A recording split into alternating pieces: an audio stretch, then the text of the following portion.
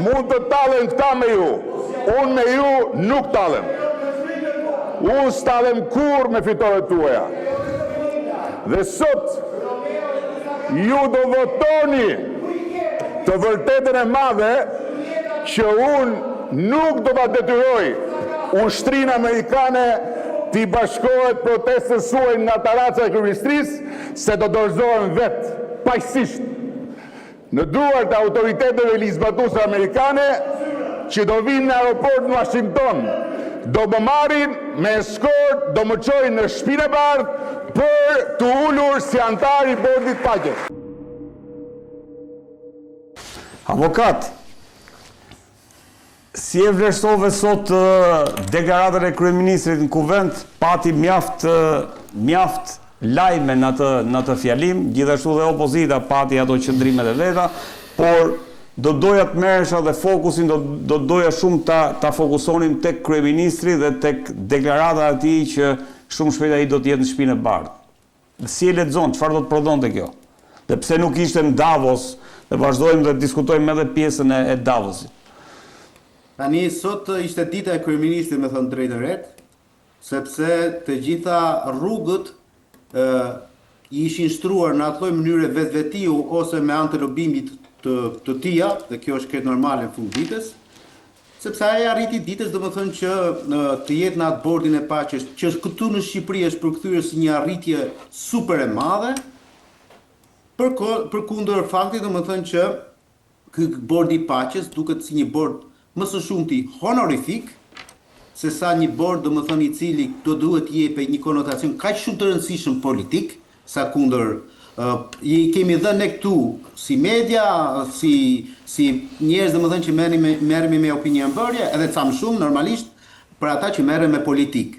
E them këtë sepse normalisht te ky bord i paqes janë ftuar sa nga Vietnami e nga Korea, sa nga Bielorusia dhe nga Rusia, sa nga Europa, ku duam të shkojmë, sa dhe nga Amerika Latine dhe Afrika. Pra, ka një konglomerat ftesash, si domethënë që për ata të cilët e kanë organizuar një bord të tillë, të kishin mundësi të kishin një geopolitik sa më të gjerë, pra të krijonin një blok sa më të madh të vendeve për të cilat domethënë do duhet merrni pjesë në këtë bord. Çfarë do thotë për Ramën?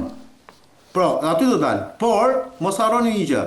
Sipas atyre që unë kam lexuar gjatë këtyre 2 ditëve, ftesa u ka shkuar rreth 140 vendeve dhe deri tani është pranuar nga vetëm 54 shtete. Me këtë nuk po them domosdoshmë që mund të mos rritet numri atyre që do ta pranojnë. Por mundet të ketë nga ata domethënë që mund të ngelet edhe te këto shifra. Dhe nga ata që e kanë refuzuar, mos të duket pak refuzimi nga ana e Emmanuel Macronit, apo edhe nga ana e Lukashenkos. Sigurisht, ne nuk jemi kërthizë e botës, nuk do kishte as i politikan shqiptar, Rama, Berisha, cili do të morë dhe Ramizalia po doni, që do ta kishte refuzuar një ftesë të tillë, sepse ne jemi shumë të vegjël krahasuar jo vetëm me Amerikën, po edhe me Europën dhe me shumë politika të tjera globale. Ne mezi e presim një ftesë të tillë, madje unë besoj fort domethënë që zoti Rama ka bërë një lobim të jashtëzakonshëm si që të jetë në atë bord. Ka e thash këtë sepse Rama kishte ditën e tija, jo thjesht për të proklamuar politikën e tija, faktin domethënë që juve më doni të vdekur politikisht, po ja mua më thërret Donald Trumpi, por edhe për t'u tallur dhe për t'u ngurdheshur me drejt në fund ditës, me këtë lloj opozite e cila me pakta e ngres tekën atëherë kur nuk duhet. Dhe pastaj si i thon, po ngritesh shumë lart kur të biesh, vritesh më shumë. Në rastin konkret, ky ka qenë një autogol i stërmerituar nga ana e opozitës, sepse të gjitha gjasat domethënë ata prisnin që në datë 20 të vinte ato forca delta të amerikane domethënë që ta merrnin po e banalizoj gjën. Edi Ramën nga Shqipëria për shkak të çështjes për Ramadurën, por në ndërkohë na ndodhi domethënë që këtu vjen Ivanka Trump bashkë me bashortin e vet Kushner, rri 2 ditë në Shqipëri dhe jo pak, dhe zoti Rama i pranohet, i vjen kjo ftesë, pranimi do ishte afrofe normal. Nuk ishte sot në Davos, te firmosja, po do ta diskutojmë këtë. Kjo është çështje perceptimi në mënyrë se si e shef Edi Rama këtë çështje. Kur të shkojë Edi Rama të takojë Donald Trumpin, neve këtu çfarë do të themi pas e mbrapa? Dakor, Poli, si lexon gjitha këto zhvillime që duhet thënë që me ftesën që ju bë zoti Rama nga presidenti Trump për t'ju bashkuar bordit paqes, sikur e kanë përmbysur narrativën apo atmosferën e deri tanishme të asaj çka kishin prodhuar goditjet e SPAK-ut. Jemi thjesht në një në një përpjekje për të krijuar një perceptim të gabuar, apo SPAK do të vazhdojë të ecë përpara pavarësisht se Rama sot me Shtetet e Bashkuara të Amerikës duket sikur i ka punët mirë dhe nuk duhet të futet më tej. Rama aktualisht ka dhe gurin edhe arën, sepse është kryeministri i një vendi pa opozit. Faktikisht, dhe është kryeministër në një periudhë që bota po pëson ndryshime me një shpejtësi të jashtëzakonshme.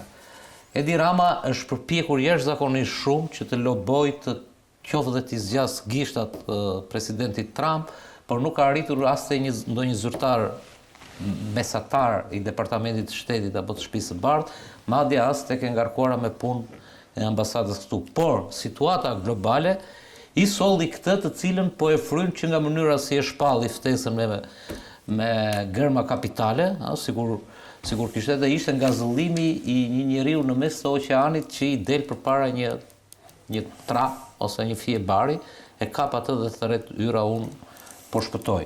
Nuk ishte aeroplan brajtse?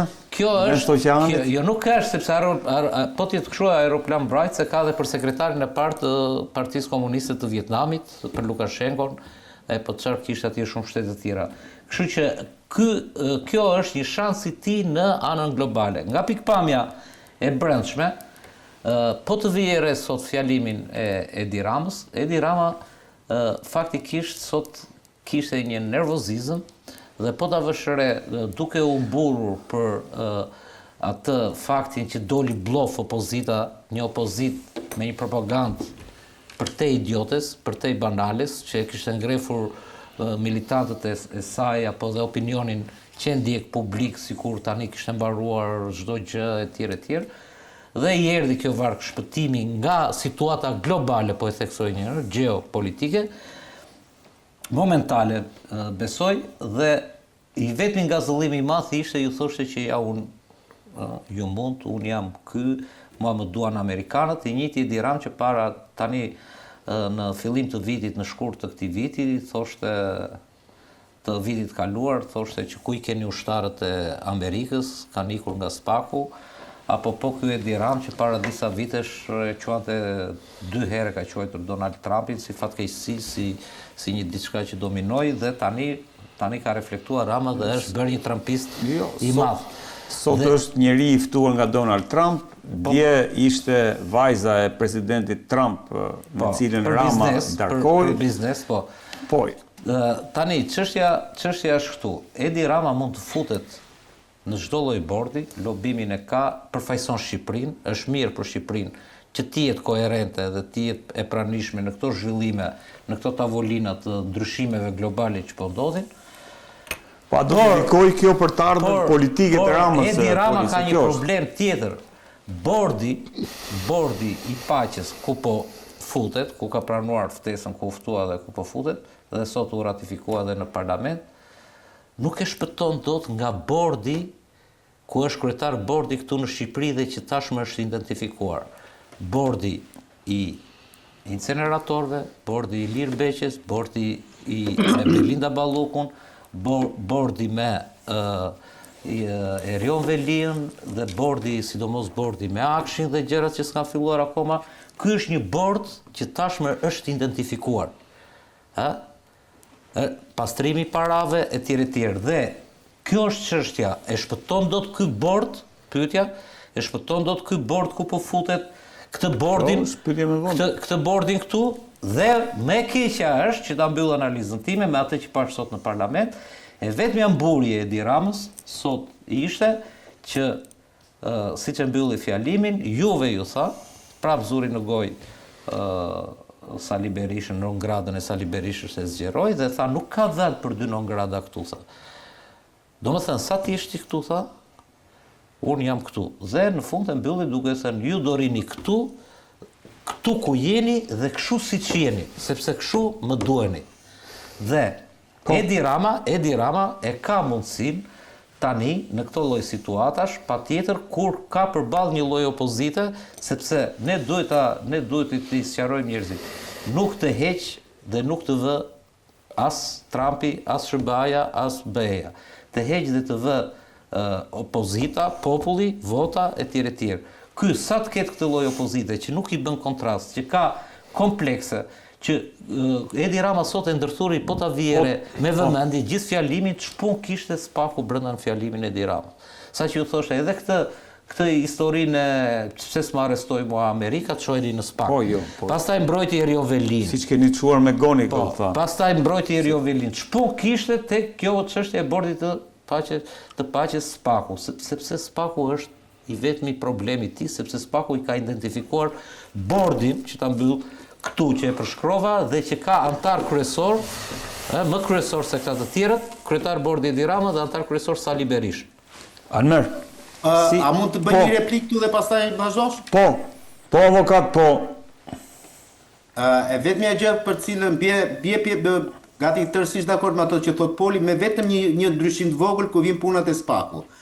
Unë e besoj, le të themi këtë si strukturë, sepse është ngritur posaçërisht për këtë gjë. Është strukturë e posaçme dhe do operoj si e tillë. Në të mirë apo në të keq. Pra kritikat e mia unë do t'i bëj gjithmonë për këtë strukturë. Edhe në rastin kur harron për Irena Gjokën, edhe në rastin kur shkon dhe heton Belinda Ballukun. Pra në dy e ka. Por ka një gjë, unë nuk besoj që ky spak do ketë këllçe të shkojë tek Edi Rama. Të paktën sa ai do jetë si kryeministri i këtij vendi. Dhe e vetmja mënyrë se si Edi Rama do mund të rrëzohej nga pushteti, përveç se me votën plebiscitare të ofruar shqiptarëve nga ana e Sali Berishës, në thojsa, do ishte një qëndrim politik i Shtetit Bashkuar të Amerikës dhe i Europës. Por unë Europën e shoh jashtëzakonisht shumë burokratike ku vjen puna të çështjet gjyqësore, prandaj e shikoja si zgjidhje, e shikoja mbështetjen ose qëndrimin amerikan në mbështetje të spakut dhe drejtësisë kundër Edi Ramës. Këtë gjë merr këtë lloj ftese të përkthyer alla shqiptarçe, se është shumë e rëndësishme kjo pjesë, se nuk përkthehet në Paris kjo lloj ftese një lloj, apo në Rom, sepse ato janë shtete me këllçe, nuk janë si puna e lagjes. Ku e pe Nardi? Po ta mbaroj policën. Ku e pe reflektimin? Unë besoj Poli që spaku nuk do arrijë dot. Do më thotë që të shkoj tek Edi Rama, të paktën jo pa mbështetjen dhe pa, unë do them shkelje syri, por nuk do mjaftonte shkelja e syrit, që të shkonte dhe të ngrite një padi për Edi Ramën. Këtë e besoj verbërisht. Jam dakord. Ku ta kem gabim? Jam dakord, por në qoftë se unë për shembull jam gazetar dhe përveç analizës unë marr dhe kampione nga realiteti dhe nga zhvillimet e fundit. Dhe jo për të tedhur poshtë, sepse ndoshta ai si kryeministër pa rival, pa opozit, edhe mund ta shty më gjatë se të shpresim neve që të largohet. Çështja është që unë sot kampionët që mora sot unë i mora tek mbledhja plenare publike e gjykatës kushtetuese. Ku ishte përballë spakut ishte kryeministri Edi Rama me avokatin e vet, apo jo? Dhe kur pash qëndrimin e spakut dhe të prokurorit dhe të dy prokurorëve atje, po sidomos të prokurorit Preçi për Belindën Balluku, që ishte jashtëzakonisht, që nuk ishte ndikuar fare nga ftesa, nuk ishte fare ndikuar, madje ishte dhe më i ashpër për natyrën e atij lloji prokurori, se po t'ishte Dumani apo ky Bravo që kanë dhe një natyrë më ekspresive, i cili arriti deri aty dhe tha, kjo që ka bërë kryeministri, tha, është pengim i hetimeve tona në këtë çështje që kemi sjellë dhe fakte të reja e tjerë, dhe i tha dhe gjykatës kushtetuese që ju nuk mundeni, tha, që juve të shqyrtoni faktin penal, tha, që jemi duke shqyrtuar ne për atë zonjën atje, tha.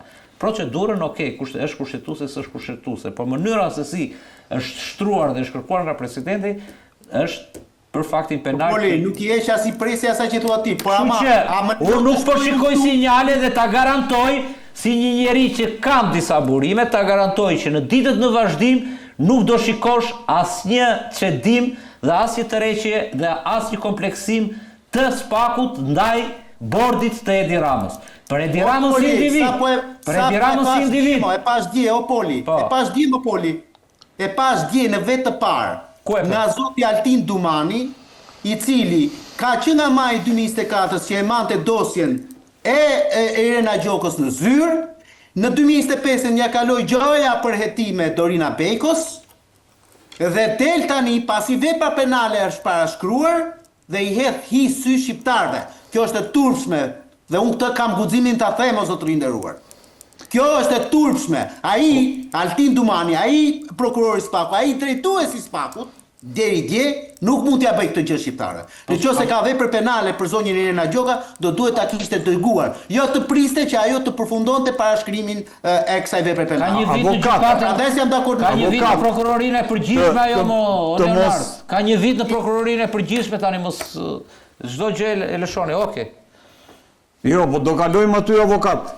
Kështu që e kemi temë të veçanta ato. Kështu që Almer. Ajo s'është temë fare. Si e shikon Almer? Shiko, nga sa lexoj unë, edhe nga sa ndoqja në Davos, kuptoj që po afrohet 100 vjeçari i një rendi botror i cili po shkon drejt një kapitullimi, drejt mbylljes të tij, dhe mendoj që bota tashmë po luan për një rend të ri botror. Fati i Edi Ramës, gjithmonë që është njëri me fat, është që në këto ndryshimet që po pson bota, është njëri që geostrategjikisht me lobimet që ka, po luan për të qenë një njeri i cili të ruaj dhe të shpëtoj fatin e vet.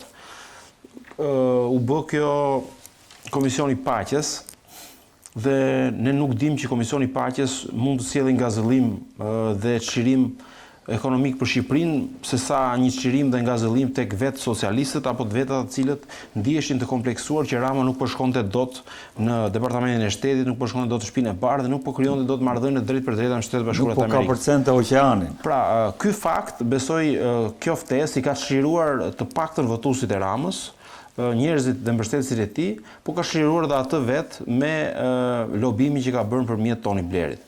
Shtetet Bashkuara të Amerikës kemi parë kohët e fundit që janë në një debat, s'po them luftë, s'është fjalë e madhe, por në një debat të fortë për të treguar supermaci ndaj polit tjetër që është Europa. Dhe Shtetet Bashkuara të Amerikës kanë interesa, sidomos me Donald Trump, kanë interesa të forta në Europë dhe mëtej, duke kushtëzuar Europën me disa sanksione apo disa rregulla loje që duan që Europa t'i bindet. Ata po rezistojnë dhe kundërshtojnë fort. Fakti që ata po ngrihet Komisioni i Paqes është një komision që mendoj që Trump e kërkon si një rivalizim të dukshëm që do t'i bëjë Europës dhe të gjithë atyre pretendentëve që duan të dalin ballazi karshi Shtetet Bashkuara të Amerikës, për më shumë se një komision që do rindërtoj gazën, është një komision numerikisht për treguar mbështetje si ndahet bota. Dhe unë mendoj që aktualisht Shtetet Bashkuara të Amerikës po i vendosin vetë gjua e fortë e Donald Trump me shumë shtete dhe me shumë vende, tregon që ai kërkon që ta tregoj supermacinë e munguar në shumë president të kaluar që nuk e kanë treguar këtë gjë. Sepse gjithë presidentë demokrat kanë qenë më të ekuilibruar, më të tërhequr, sidomos Joe Biden, domethënë e sfumoi supermacinë amerikane. Donald Trump po vendos sanksione të forta sepse kështu janë republikanët. Po ku qëndron roli i Edi Ramës në këtë mes?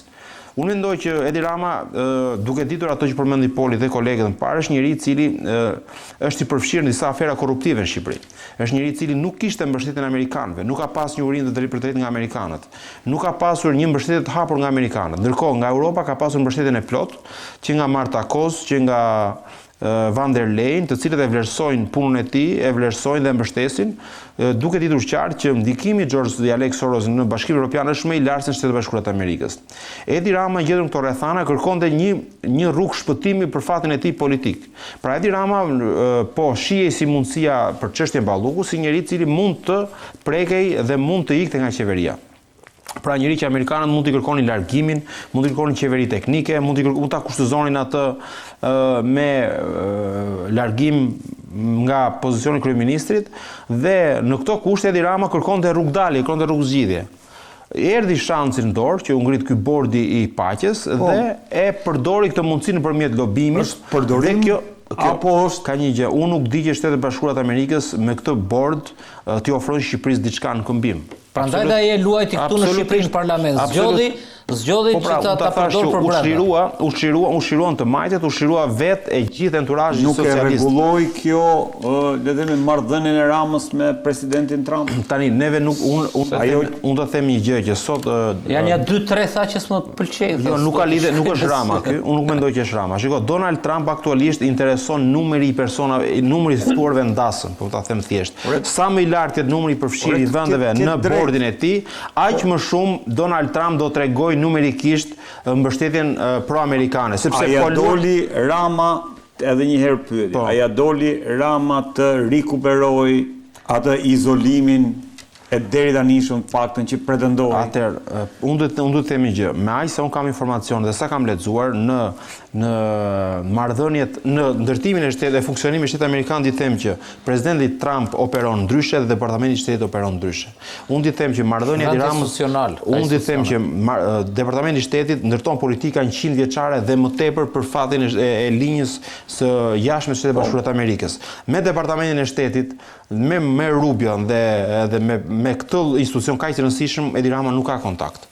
Dhe kjo është një tregues shumë i fortë. Atëherë çfarë po bën Edi Rama? Kërkon që ta hedhë hy si shqiptarë për thonë që unë kam marrëdhënie me familjen Trump. Dhe kjo marrëdhënie me familjen Trump është për të thënë që mua në Shqipëri nuk ka asnjë institucion që më bën ballë dhe unë do të jem lideri juaj për sa kohë dua unë.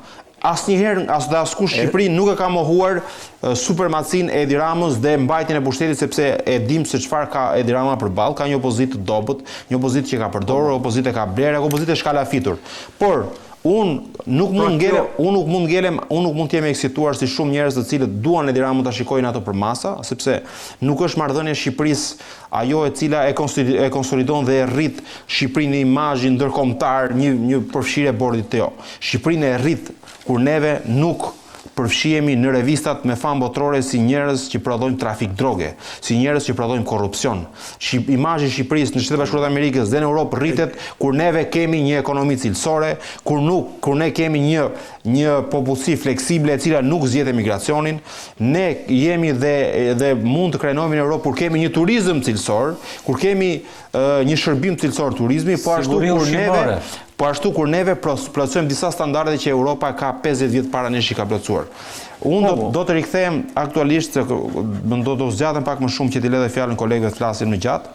Do të them këtë gjë, unë di të them nga burimet e mia që çështja e Sazanit me zonjën Ivanka Trump mund të jetë një minë me sahat dhe një skandal që mund të përfshijë jo vetëm qeverinë shqiptare, por mund të përfshijë edhe vetë zonjën Trump edhe dhëndrin e saj. Sepse dhëndri i Trump po përdor të gjithë pushtetin absolut që ka dhënë presidenti Trump dhe po bën disa miliarda duke përdoru vende ghetto si Shqipëria, vende të vogla, të cilat kanë një qeverisje diktatoriale, pothuajse.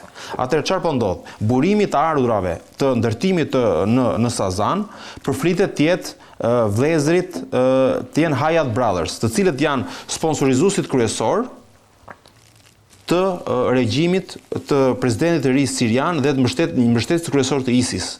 Pra, me para të cilët deri dje mbështesin terrorizmin, këto para po vinë, të cilat prodhohen në Siri me gjithë pushtetin absolut që kanë ata presidentin e ri atje, do vinë dhe do investohen në Shqipëri.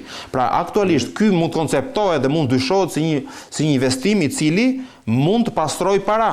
Dhe këtë gjë në Kongresin Amerikan është ngritur disa herë. Dhe fakti që këtu pse është djali i presidentit, dhëndri i presidentit Trump nuk do të thotë që ata kanë gjithmonë të drejtë. Por këtu mund të jetë një mega skandal ku qeveria shqiptare dhe Edi Rama për interes personal për të sfiduar ndalesën që i bëri Suzy Wiles, ai thotë zotëri, unë ju fal ju çdo gjë në mënyrë që unë të kemi kontakt me presidentin Trump.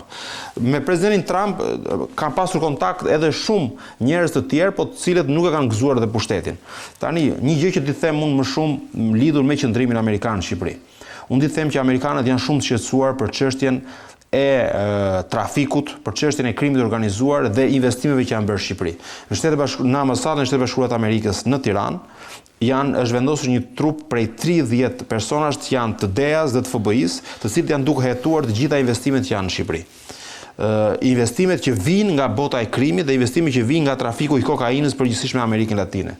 Po ashtu, pranë SPAK është vendosur një zyrë e përhershme me 5 persona të cilët nuk ka qenë përpara për shkrau dat dhe do të ndjek të gjitha dosjet korruptive që janë përfshin qeverinë Rama. Kjo është thelbi. Dhe unë e shikoj lëvizjet amerikanëve në këto momente, i shikoj se si do, edhe për t'i thënë publikut, mos qeni një anshëm, por për qeni vërtet, është për t'i thënë publikut se çfarë do të ndodh me fatin e Edi Ramës dhe Belinda Ballukun. Sa do t'i shkoj deri në fund kësaj çështje dhe sa do ta mbroj. Çfarë qëndrimi politik do të mbajnë. Nëse Edi Rama do ketë një qëndrim politik kaq stimulus dhe kaq mbështetës siç e ka bërë deri tani ndaj zonjës Balluku, mendoj që europianët dhe amerikanët nuk do ta lënë Edi Ramën për inersi të qëndrojë me kryeministër. Arbër, shiko, ta lash në fund fjalën se jo, dëgjova me mundje kolegët, jam dakord me atë që tha Nardi. Sot ka qenë vërtet dita e, nuk po them me kryeministrit Rama, por kryeministrit të Shqipërisë. Pse e them këtë? Çdo retorikë që është ngritur në këto 3-4 muajt e fundit sot u shkërmoq. Po për mua nuk është se u shkërmoq retorika dhe akuzat që vijnë nga opozita, që janë akuza normale, një opozite bën një maxhorancë. Por në thelb ato kanë treguar gjatë gjithë kësaj periudhë kohe që nuk duan të dinë dhe nuk marrin vesh nga marrëdhëniet ndërkombëtare. Nuk e kanë lexuar në asnjë moment siç duhet administratën Trump. Nuk kanë qenë në asnjë moment të qartë dhe të ftylluar për atë se çfarë po ndodh në aspektin global për të ardhur pastaj te impakti që jep në realitetin lokal të Shqipërisë. Dhe ka qenë gafat që bëheshin pothuajse për ditë nga selia e Partisë Demokratike. Filloi me ovacionin, me rritjen e moralit, u arrestua Maduro, mbaroi Rama. Vazhdoi më pas me situatën që tani do vinë amerikanët, do ta largojnë, i ka ditë numëruara, do tiki, pristin dhe pak, ja erdhën, do bëjnë proteste më të madhe që ka njohur Shqipëria, çdo gjë gabim. Harxuan miliona dollar për të bërë një lobim në Amerikë që nuk e di për çfarë duhej ai lobim. Do hiqet në ngrata sot, do hiqet në ngrata nesër, nuk u hoq. Pra, çdo gjë që ka bërë Partia Demokratike sot u shkërmoq. Si ato kalat që bëjnë fëmijët në rër, vjen një dallgë e lehtë dhe i fshin komplet. Një amatorizëm, një jo profesionalizëm në të gjitha dimensionet. Dhe në fund të ditës është një ditë e zezë, mendoj unë, për politikën shqiptare. E zezë nuk po them për maxhorancën, por e zezë për opozitën. Sepse nuk ka ditur, me sa duket në asnjë moment, të ndërtoj kauza dhe të bëj politikë të jashtme të duhur. Të gjithë ata që janë të departamenti ose sekretariati marrëdhënie me jashtë, sot duhet të jepnin dorëheqje në Partinë Demokratike. Sot Partia Demokratike duhet të thirrte një mbledhje urgjente dhe të thoshte kemi bërë gabim nga A-ja te Z-ja, s'po flas politikisht, se ajo është tjetër fazë, por në aspektin diplomatik. Kush i ka sjell atyre atë magjistarin që harxuan miliona dollar, sot duhet kërkonte falje. Jo, e gjetën argument, pse nuk është në Davos? Po le tani këto tani Davos është pyetja e opozitës. Nga zona Almerit është një shprehje, lakrat janë në kopësht, e kupton? Pra lakrat janë në kopësht, e njëjta situatë. Vjosa Osmani ishte në Davos. Ky diskutim kot. Është një foto që është një karrige bosh që thonë është karrige e Ramës, do të ishte atje. Shqipëria aty ka ftesa nominale më zotëri, është në emër kryeministrit të Shqipërisë Edi Rama. Çfarë duhet më shumë se kaq? E tha edhe sot dhe unë besoj si ka kjo për Shqipërinë. Unë do të dal atje. Jo politikisht ka shumë. Tregon për mua fillimisht ta thash. Çfarë tregon pra? Jo, nuk e mundi. Narrativen që the ti, nuk e mundi. Që është idiotë me kohë. Nuk e mundi, po ai është shkërmoqë sot, më sot ishte. Po e shkërmoqur ishte vetë, sot ishte një ajër. Sot ishte një goditje knockdown. Kush e vën dyshim pushtetin absolut të Tiranës? Jo, se kam atje, më beso. Kush e vë dobësinë e opozitës? Është një ditë e keqe për Shqipëria. Unë thash është një ditë e keqe për opozitën, sepse nxori në një nivel amatorial të frikshëm. Pra niveli amatorial që ka dalë opozita sot, po gjithë të kohë, po që kur ja thoshim ne nuk e besonin. Madje na quanin të shitur, ndërsa kur vjen tash nga Washingtoni, tani ka ngelur nuk din çfarë thon. Jo po se nuk të erdhi ftesa në fillim, doli që kishte ftesë. Jo po nuk të ftuan në Davos, do dali që ka qenë në Davos. Jo nuk ka ftuar në Shtëpinë e Bardhë, do vetë të atakojnë në Shtëpinë e Bardhë. Pra gafa amatoriale, ka sa kohë njerëz pranë opozitës sulmojnë disa sipërmarrës shumë të njohur izraelit. Po prit pak, sepse janë dhe gabime strategjike. Pra fakti që një sipërmarrës izraelit që merret me armët sulmohet në perëndim, ka probleme në perëndim. Ti nuk duhet futesh në situata të tilla më zotëri. Aksi më i rëndësishëm që po përdor Donald Trump sot në botë një nga akset më të rëndësishme dhe që ka mbështetjen maksimale është Tel Aviv, Riyadh dhe Dubai, miku im. Tani, strategjikisht, në aspektin strategjik, është një aks që me pakta duhet të tentosh të krijosh kontakte. Nuk mundet të sulmosh njerëz të cilët janë pranë atij dhe pranë këtij. Tani ka çështje strategjike. Dhe ti e di që ky biznesmeni izraelit Ron Yifit mundi haj kokën pirovëngut? E diti që quhet një institucion? Jo, nuk e di, ma thuaj ti. Po ta them, quhet një institucion i quhet Akshe. Është institucioni pranë. Po ku i keni këto informacione? Ma lër pra ta flason. Ma lër pra se një gjë që un kur flas për këto informacione, un jam me zë me figurë dhe un po ta hap shkurt. Pse mundi haj kokën pirovëngut? Do të dish që ky person i cili është i përfshirë tek ajo, ky biznesmen izraelit, unë nuk kam fare lidhje me origjinën, por me atë që ka ndodhur me poshtërsi në shtetin shqiptar. Pra ky personi ka marrë 20 milionë euro pa u akredituar dhe pa u certifikuar nga Akshe, zotri. Akshe institucioni sigurisë brenda Ministrisë së Brendshme. Brenda Ministrisë së Mbrojtjes. Dhe ky personi i ka marrë parat nga shteti shqiptar për arsye lobimi. Dhe këtu, nëse do të fillojë hetim dhe mund të ketë hetim, këtu do të nxjerrim që ky personi mund të jetë si Damir Fazlić.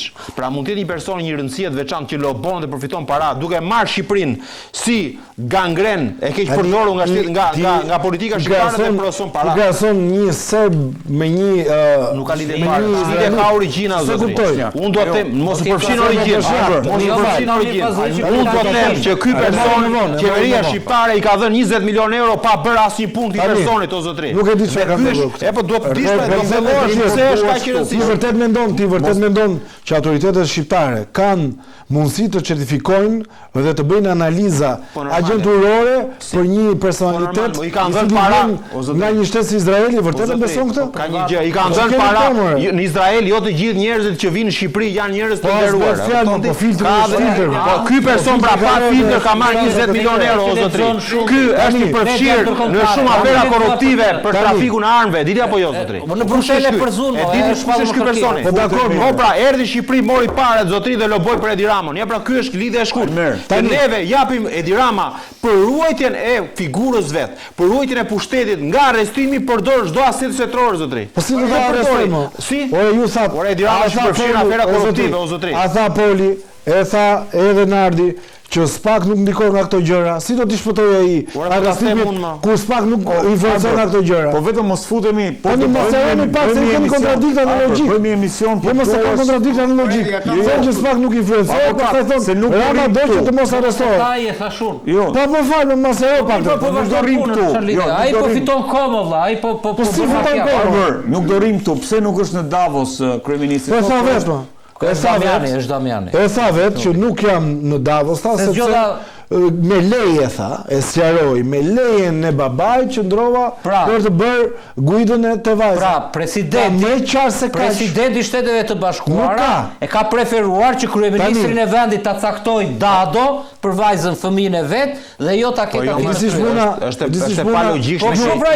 Presidenti superfuqisë flasin në këtë gjuhë, është pa mundur. Arbër një pyetje, jo do flas mos. Arbri ra opozitës deri tani mirë bëri. Por më thot mua çfarë përfiton Shqipëria? Ju prapë s'do kërkoni falje, s'do thoni që bëm gabim. Pra unë jam i sigurt, s'do të thoni që e tham gabim, që nëse del ashtu siç thotë Rama. Dhe ky është problemi, që duhet jeni të qartë. Ja pra që i ka thënë nuk vi sepse është kjo agenda këtu.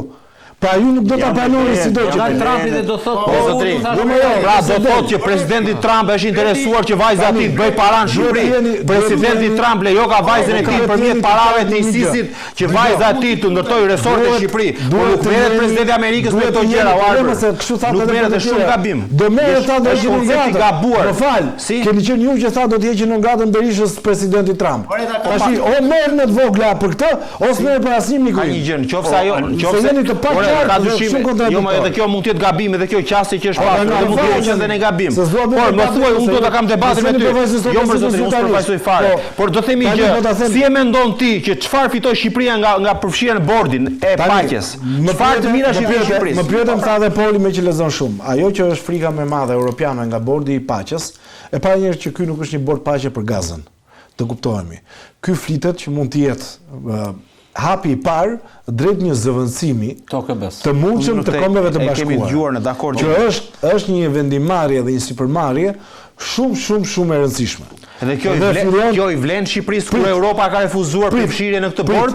Ne të kërkojnë që ne ngrohemi në BE, ndërkohë që neve nuk kërkojnë që mbështesim interesat amerikanë. A do mendimin tim? Shqipëria në radhë të parë ka një ala strategjik, I cili historikisht edhe I detyrohet, janë Shtetet e Bashkuara të Amerikës, nëse duhet të zgjedhë, edhe pse unë mendoj që nuk është koha që Shqipëria të zgjedhë, por nëse duhet të zgjedhë, Shqipëria duhet të zgjedhë Shtetet e Bashkuara të Amerikës, miku im, sepse është vendi I cili dhe në momentet më delikate e ka ndihmuar jo vetëm Shqipërinë, por edhe Kosovën. Konkretisht mund të thuar çfarë përfiton Shqipëria? Çfarë përfiton Shqipëria? Përveç Edi Ramës, nuk përfiton asgjë. Sapo ngritet, jo ta themi në pripat. Ja ta themi çfarë përfiton. Përfiton atë që je në valvulën e sigurisë së Shteteve Bashkuara të Amerikës. Dhe asnjë nuk guxon, jo, gjithkohës dhe mund mos ishe. Sepse Donald Trump ka qenë president që mund të përjashtojë edhe shumë shtete të tjera.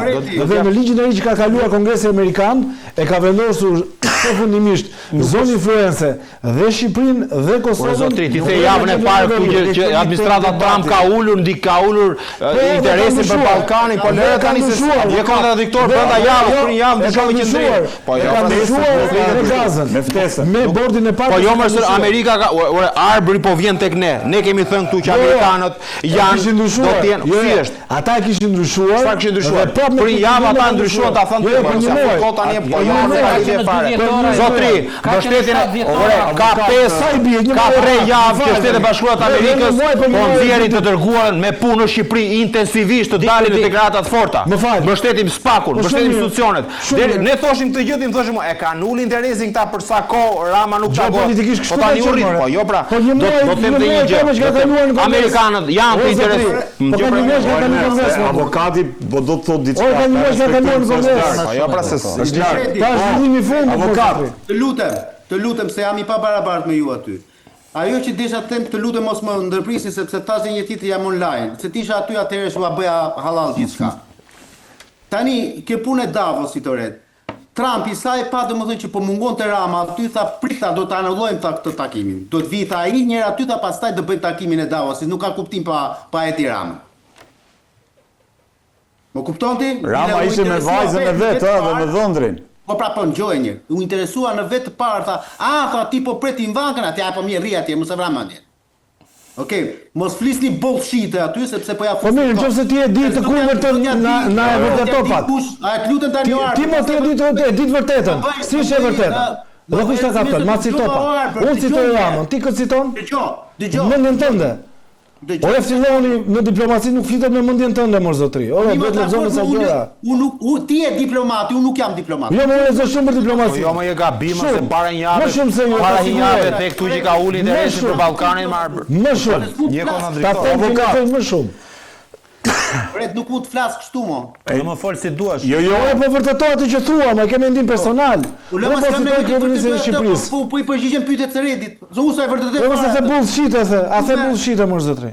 Si mendim bullshit thash është. Po ata më fal, ma vërtetoj që ti e ke real, e ke real. Më dëgjosh o burr tani apo do të marrësh fjalin vet. Më dëgjoj një sekondë burr. Po dëgjoj më. Mirë tjetër, ti e bën çështjen, e luan çështjen me dashje apo jo, po mënyrën e analizës gjës, sikur bota rrotullohet rreth Edi Ramës. Po ky shteti shqiptar ka pasur 2 njerëz të cilët janë siamez me njëri tjetrin, po të kundër për sa I përket le të themi lexueshmërisë. Esat Pashtoptani dhe Edi Rama.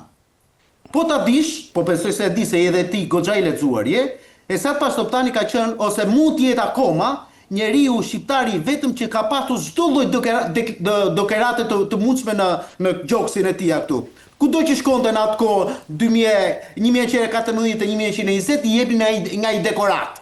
Por ky personi që ishte I gatshëm të shiste çdo pëllëmtrok të Shqipërisë aso kohë, si kundërbënte zoti Edi Rama për hir të tij, për të hir personalitetit të tij, për të rritur kredibilitetin e tij, nuk dinte shkrim e këndim, të paktën kështu thuhet nga historianët. Tani të kthehemi këtu te kjo e jona. Po fatkeqësi për ne është fakti domethënë që këtu ne ngrysemi dhe gdhihemi me Edi Rama. Se s'ka njëri tjetër. Në kanë tjetër e ka zënë dikush tjetër, një 81 vjeçar i cili ka harruar vllatikin që aty tani. Çfarë i bëjmë neve tani? Dhe ky është fati i madh i Edi Ramës, më zotëri nderuar. Ai jo më kot e tha dhe sot në parlament, ore sa t'jeni ju aty, tha një non grata, tha s'ka për të pas non grata dytë këtu. Është e vërtetë më. Nëse ka thënë një gjë të vërtetë sot në parlament, kjo është e vërteta më e madhe. Sa t'jet aty. E treta, dëgjoj këtu, mos ma bëni kaq shumë gazëllyse këtë politikën e madhe amerikane dhe izraelite. Lobby dhe duhet shkojmë te trajektoria. Po mirë, nëse ata thonë domethënë që ti duhet shkosh në UMNE, do shkojmë ne.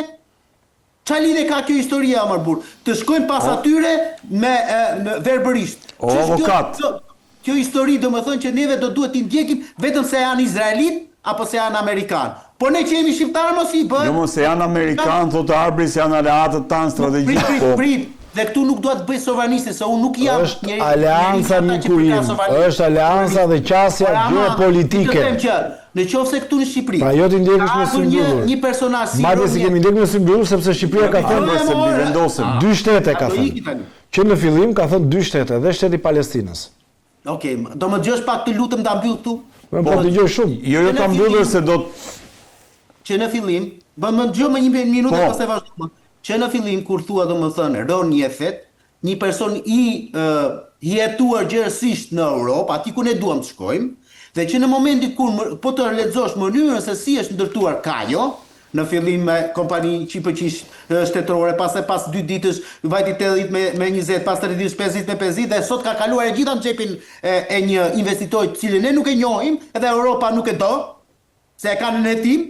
Dhe ti më thua mua që këtu nuk ka as edhe një gjë për të shqetësuar. A e do së bëhaj, o s'pyti avokat, po avokat, vetëm se nuk duhet të futem tani te detaje xhepa, më kupton? Këtu po rri pra, e dyta, sot pati një gjë shumë të rëndësishme në parlament më bu. Po. Përse votua me 113 vota, midis tyre dhe vota e Sali Berishës. Se shikojeni se ka votuar pro Sali Berisha sot aty. Kjo po opozit, po të kisha sa do pak këllqe, sot ose do abstenonte, do ikte fare, ose të mos ngrinte kësi historirash me partizane kaubojsa. Në rregull? Dhe sot është votuar Edi Rama aty si përfaqësuesi i vetëm i Shqipërisë, me tagra ekskluzive, lexoni letrën e Bajram Begajt aty, që shkoi që u dha autorizimin, edhe nesër ti o zotëri nderuar, për të qenë atë bordin e paqes, e cila do jetë realisht është një lloj-lloje për të kontrastuar OKB-n, dhe jo pa qëllim o zotëri nderuar, po duhet ta krijojnë, ti do duhet t'i japësh $1 miliard. Dhe ky zotëria që është sot kryeministri, $1 miliard pas 3 vitësh, që do t'i ketë me detyrim, nuk do t'i marrë nga shtëpia e tij Ansurrela apo nga lotaria e tij personale. Ishe mirë te kjo pjesa, domethënë është votuar që vetëm Rama mund na përfaqësojë. Është autorizimi më i dhënë. Dhe aty më herë sot në parlament u tregua nga opozita vetëm Paloka që tha e di vendimin politik të grupit, tha, po unë vetëm sepse është nominalisht Edi Rama, unë nuk do votoj. Paloka. Po, ta vazhdoj Poli. Pra PD-ja i ka dhënë bekimin nominalisht Ramës përfaqësoi Shqipërinë atje. Po kështu është oret, kështu është fiks. I ka dhënë Ramaduros përpara elektoratit tyre, sot minimalisht do duhet kishin bërë kishin marrë një vendim politik. Dhe po e shtoj dhe akoma këtu, sepse u cek aty çështja e OKB-s. Ore, se s'duhet dal politik në jashtë, se nuk jam edhe aq i fortë në analizë, po thjesht do ta them në një fjali. Shpërndahemi. Ore, sot në OKB janë 5 shtete të cilat kanë të drejtën e vetos absolute. Krijimi i këtij bordi tenton në të gjitha mënyrat që ta heqë këtë veto më burr. Dhe Amerika të jetë i vetmi shtet në botë të cilët të jetë mëkamësi, të jetë perandori pa perandori. Amerika realisht ka qenë dhe është perandori. Por nuk ka perandor, se perandorët i zgjedh një 4 vjet ose një 8 vjet sipas radhës. Avokat, dalim tek se kjo gjithçka lidhet me Ballukun. Po. Pra, si do të reflektohet kjo paqëtimi Ramës, po them unë, me Washingtonin, si do të reflektohet tek drejtësia, si e lexove sot pak a shumë ato që ndodhi në gjykatën kushtetuese. Ret, dëgjoj. Nuk duhet përsëris veten time. Unë nuk besoj se ky spaku do arrijë të shkojë të hetoj Edi Rama. Nuk e besoj dot këtë gjë. E kam shumë të vështirë që të besoj domethënë që Altin Domani dje dhe Klodian Brau sot do kenë mundësi apo këllçe, po e them kështu, që të shkojnë të hetojnë Edi Ramën sa kundër ky njeri është kryeministër i vendit. Kjo është për te Edi Ramës, pra poshtë Edi Ramës, gjithkush është i prekshëm. Ballukun. Tu ka lidhje fare Belinda Balluku, Erion Velia apo cili do qoftë. Edi Rama është i gatshëm të lëshojë gjithë përveç karrikës tia. E qartë. Por si e pe sot se këtu Sot unë binda përfundimisht që në skemën ka vetëm një lëvizje, domethënë sepse vendi është në një degradim total institucional. Imagjinoj domethënë që erdhi kjo shiringa sepse këtu të bjerë shi bëhet natë, të ketë shumë diell, plasin zjarret. Madje këtu po bien zjarre dhe kur bie shi. Edhe kur ishte Ivanka Trump në Vlorë, pati një shpërthim aty, shpërthyen tubacionet në mes të Vlorës dhe u bë nami. Pra kemi një degradim. Albania që janë hedhur 500 milion nuk punon. Avioni që themi neve pse s'u nis mbrëm në darkë me avion kryeministri për në Davos, që është 2-3 orë, avionët falimentuan, edhe Ismaili dhe Migjeni dhe çfarë ishin ato, gjitha kanë falimentuar. Nga ana tjetër, gjithë loja e Edi Ramës, spaku po ecën, po punon me ata amerikanët që tha atje, po dhe me europianët, ne pam atë, ishte shumë interesante dhe lajmi për mua këto 3 ditë nuk ka qenë as ftesë asgjë, po ka qenë ai njoftimi i ambasadores në detyrë pas trajnimit që FBI ju bëri për celularët, për mjetet elektronike, antarëve të BKH-s spakut, dhe që thoshte për herë të parë përmendi presidentin Trump në një fjali ku përkraje e fortë spakut dhe BKH-s. Tani, kush është ajo që na mungon? Unë sot jam menduar, e kam parë këtë situatë, jam dakord me Nardin. Unë mendoj që Edi Rama po blek kohë, po kohë për çfarë? Për të ndëjtur kryeministër, jo. Unë po them që po blek kohë për të mbyllur çështjet me SPAK, sepse do shikojmë përplasjen e madhe për imunitetin. Për mua s'ka shumë rëndësi kjo e gjykatës kushtetuese, është vetëm si e lexoj këtë gjykatës kushtetuese sot, por dalim vetë imuniteti, po nga që sot e kam. Por dua të them këtë, kush është zgjidhja emergjente për Shqipërinë tani? As për pushtete, as për rotacione, as për qeveritet. Është opozita. Në qoftë se ne imagjinoje, jo në bord, jo të futet e Trump, se vajti dhe Samir Tahiri, 3 muaj para se të arrestoj, vajti në shtëpinë e bardhë, apo harruat. A e mbani mend? Po më bëu shkoj. Le të shkoj ku të dojë Edi Rama, le të idhet përpjet, le të josh kinën, le të kërcënoj me kinën, le të pres të bëj dadon e fëmijëve të presidentit të SBA-s. Në qoftë se këtu ne do kishim një opozit që do ishte një kontrast maksimal, që s'do kishte komplekse për punën që bën SPAK-u, që do rezononte, që s'kishte një fjalë që çfarë ti thoshe, as për non grada, as që po tetohet pasuria, as që je në gjykat për korrupsion, as një gjë, dhe ti kishe për ta parë që Edi Rama nuk kishte nevojë fare për gjithë këto. Poli, kështu po më thua që SPAK ka heq këmbën nga gazi sepse përballesh një opozit që Jo, SPAK-u e ka këmbën në gaz, po nuk prodhon politik dhe rotacion dhe heqe. SPAK-u. Është e vetëm, është një ishull aty që ti duhet ta shfrytëzosh, e kupton, produktet e saj, duhet një opozit, po duhet opozit me moral. Dhe ti jetë pastër më vëlla, duhet një opozit që mos dalë aty Edi Rama dhe t'ju thot, e kupton, më t'ju thot juve, e ke përshë sa t'ju kemi juve, unë jam është. Po bazuar mi punën e SPAK-ut fliste dhe opozita, dhe fliste me... Po dakord, po e bën ta kam thënë dhe njerë pra. Se kemi parë dhe Sali Berishën që ka filluar të thot sa fjalë të mira për drejtësinë për SPAK-un në kuptimin që u hapën këto dy çështjet. Por e bën, por kjo lloj po e bën, ta kam shpjeguar një herë, e bën si me qershitën e Astradinit. E përmori SPAK-un 4 vjet rresht si organizatë kriminale dhe tani fut dorën dhe thot këtë se ka zënë, thot. Këtë nuk e ka zënë. Tani kjo s'është opozit. Bëre një koment shumë interesant për Dritan Premçin sot në çfarë ishte, sepse ky është momenti për ta diskutuar. Tani unë thash sot ajo ishte shumë e vlefshme si seancë, ata që e kanë parë dhe patjetër dhe ndërkombëtarët, po dhe vetë këta antarët e gjykatës i pash që ishin në një doja të thosha në një pozicion që duhet mendojnë mirë për vendimin që do marrin.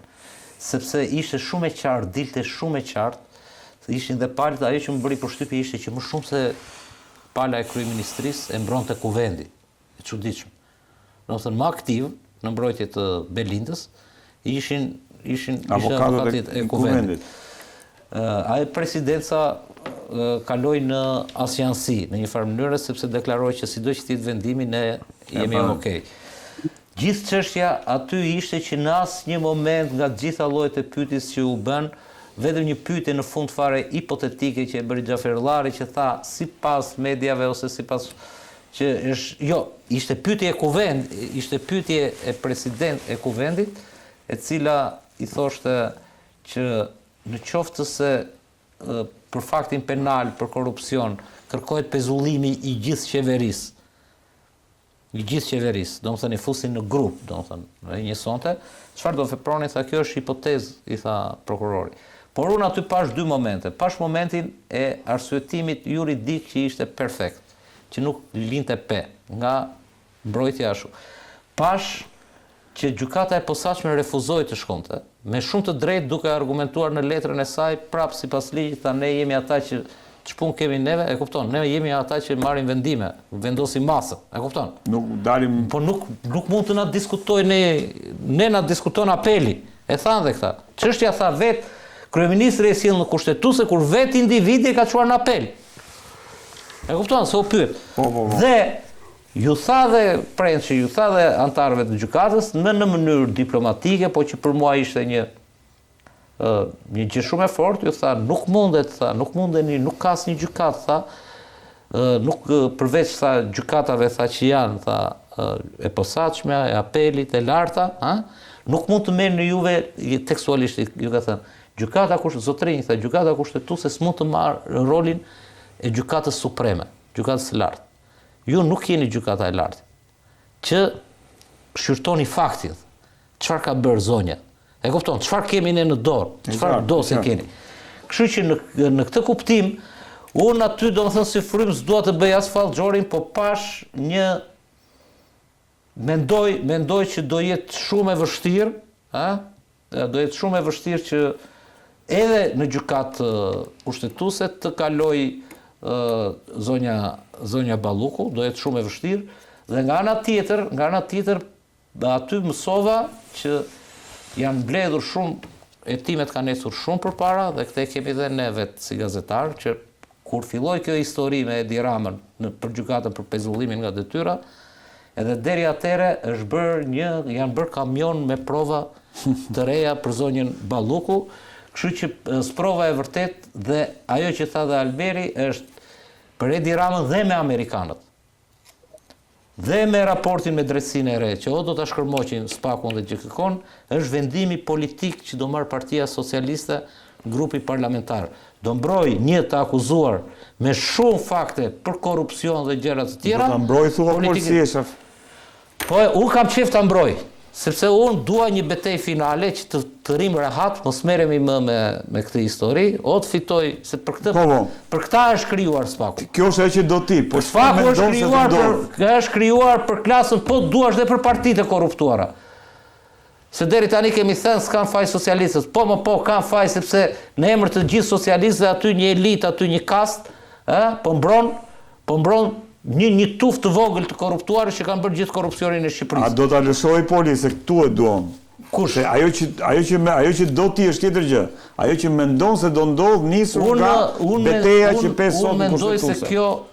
Unë mendoj që Edi Rama në qoftë se nuk është në një fazë negocimi me Amerikan për fatin personal, për shtyrje të fatit personal penal, unë mendoj që nuk do ta lëshoj, por në qoftë se ai ka gjetur një rrugdalje ose një shtyrje kohe, do të thosha për veten e vet, që maksimumi do ta lëshoj. Do ta lëshoj.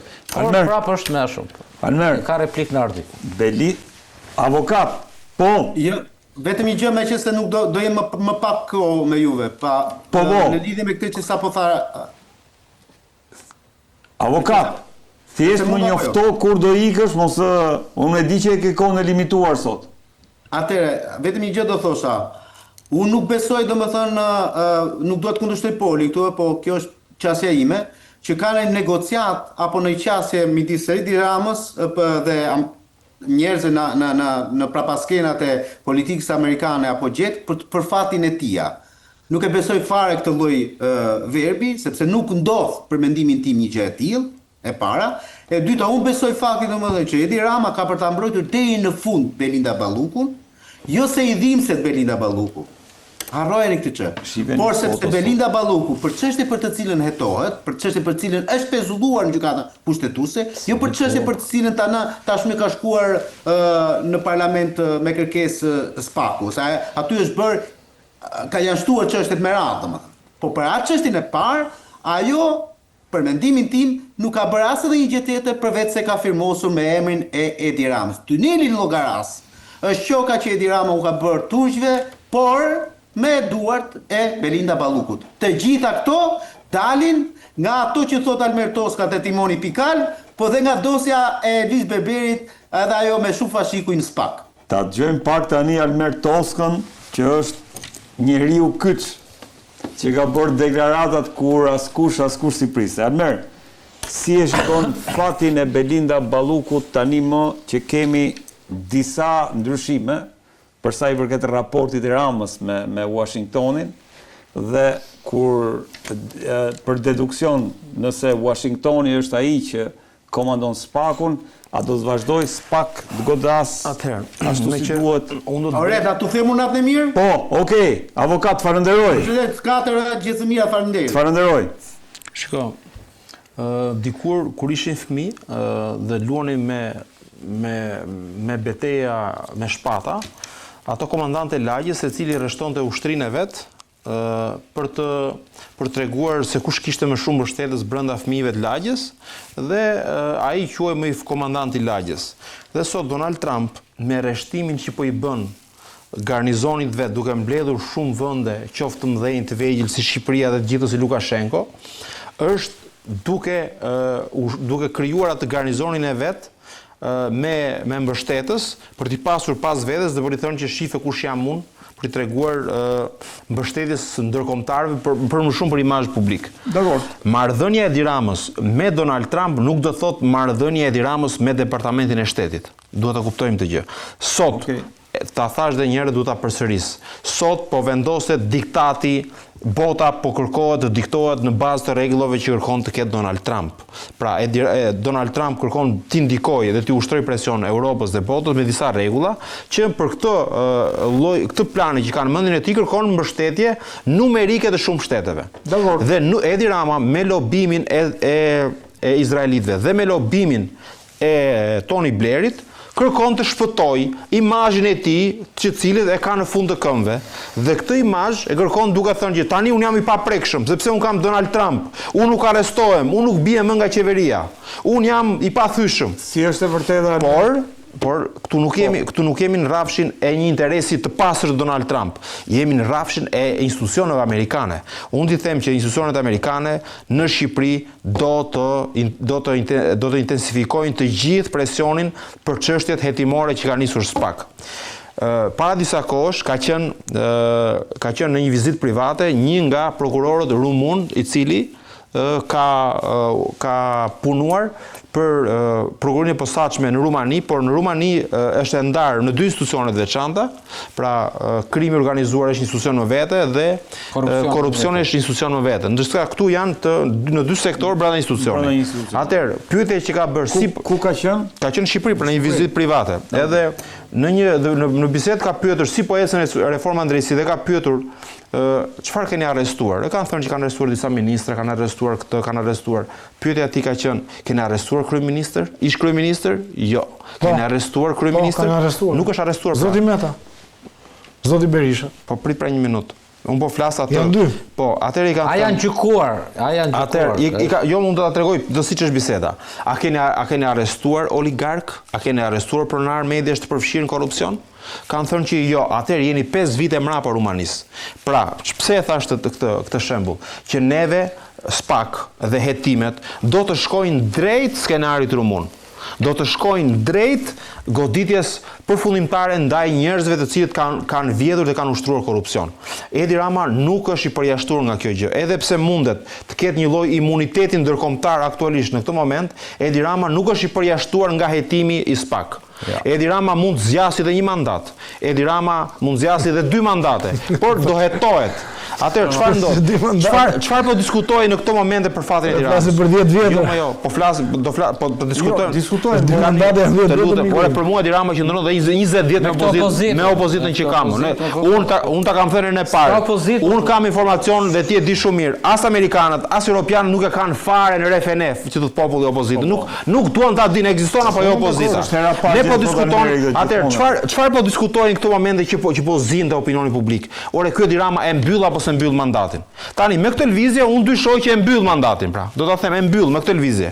E mbyll mandatin. Ndërkohë, çështja Balluku, të rikthehemi për çështjen Balluku. Balluku e kisha gjithë për të kuptuar SPAK dhe rolin e SPAK që do ketë pas kësaj. Unë di them këtë gjë, që për kokën e Ballukut janë të investuar fort dhe amerikanët edhe europianët.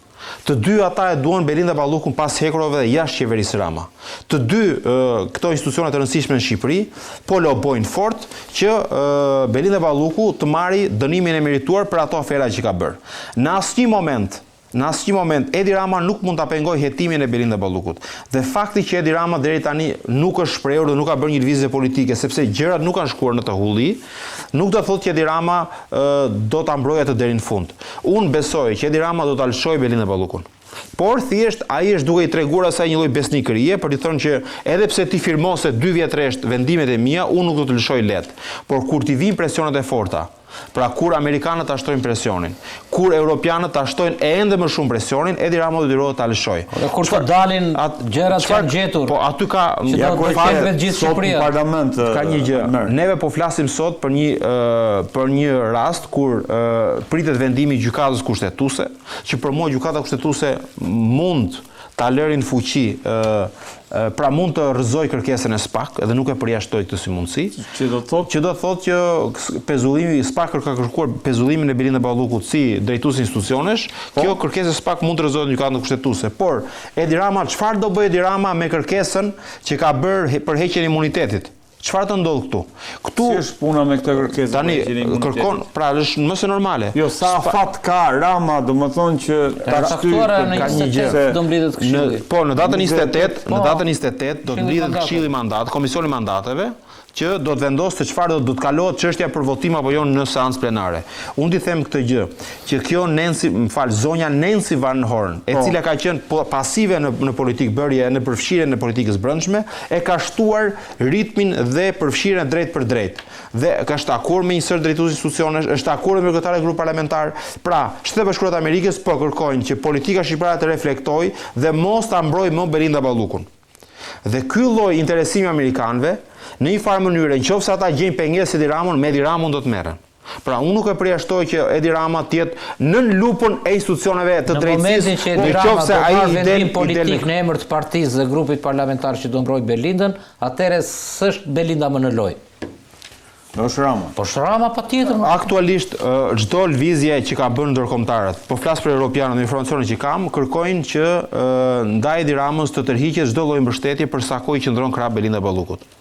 Gjithë, edhe amerikanët. Mund të kemi dhe sanksione, edhe ka dëgjuar këtë variant. Sanksione. Po patjetër. Tani, ka disa elementë që duhet ta ndaj pak diskutimin, sepse nuk duhet që ti përfshi ti bëj të gjitha bashkë dhe në fund fare pastaj del edhe konkluzioni. Çështja ndaj zonjës Balluku, hetimet, çështja penale nuk ndalon çdo lloj vendimi që të marrë gjykata kushtetuese. Pra nuk ka asnjë lidhje hetimi ndaj zonjës Balluku me kërkesën për arrestim të saj, po janë dy gjëra të ndryshme. Me çështjen që ka të bëjë me gjykatën kushtetuese.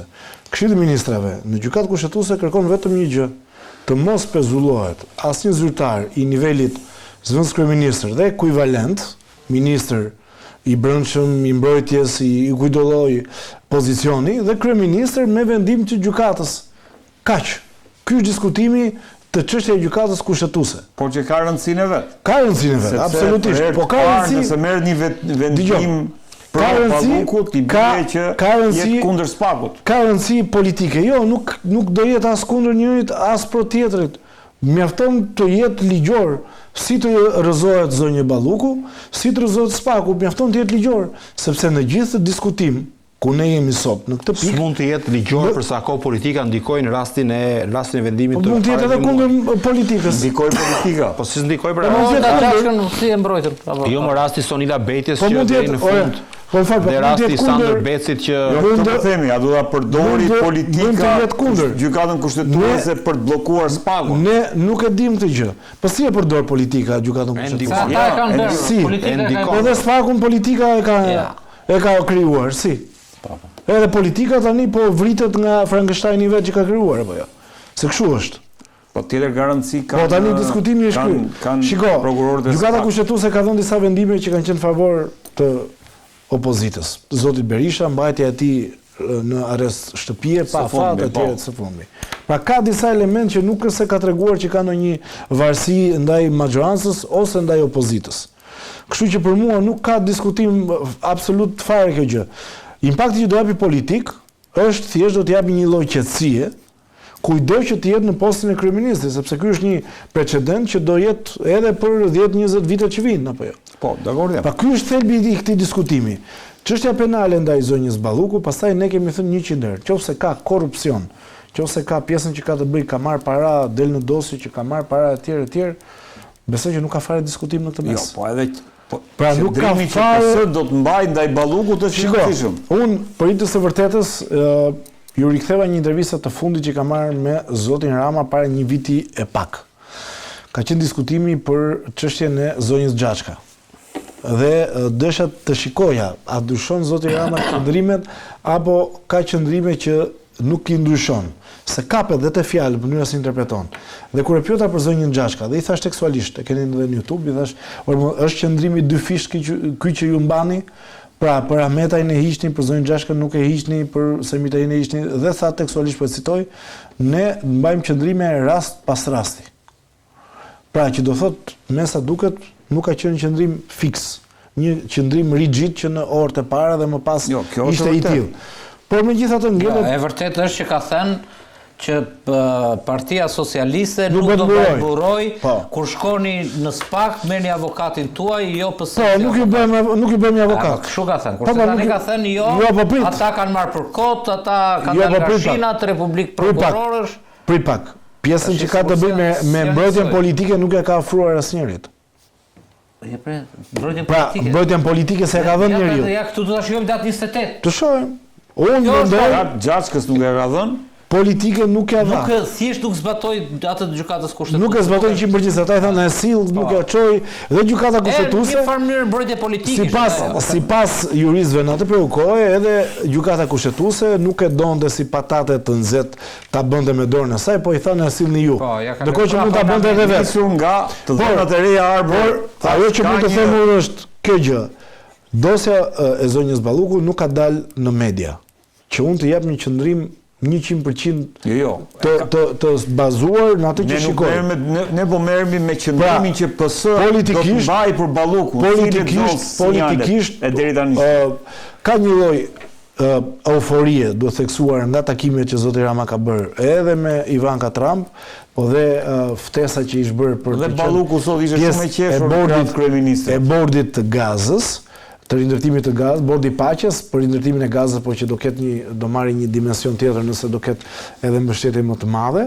Shiko, unë nuk di të them si do jetë vendimi që do marrë gjykata kushtetuese, se nuk do ta paragjykoj. Po ajo që mund të them është kjo, cili do që të jetë vendimi që do marrë gjykata kushtetuese, unë do jem të ata njerëz që do them ishte vendimi i drejtë.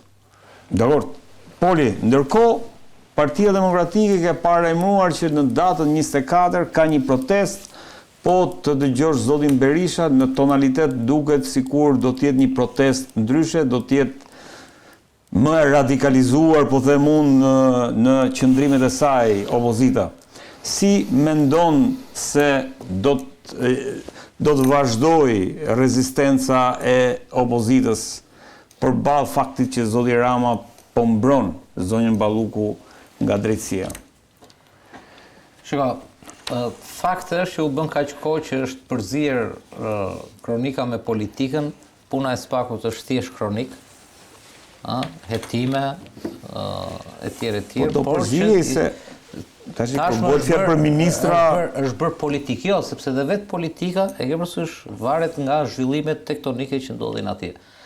Dhe në këtë kuptim të dy udhëheqësit kryesor që për mendimin tim kanë marrë peng shoqërinë shqiptare, demokracinë po e po, partitë e tyre në radhë parë të dy i kanë marrë peng dhe i tërheqin zvarr, takosh socialistët sa të mërzitur janë, sidomos ata të vjetrit, sa e shprehen në kohën e Ballukut, ata të quajturit senator ose ishët që i përzuri rrugës ky, po dhe demokrat gati po ja thon hapur Sali Berishës në përfoltore, her pas here domethënë që jemi në një situatë pa rrugdalje.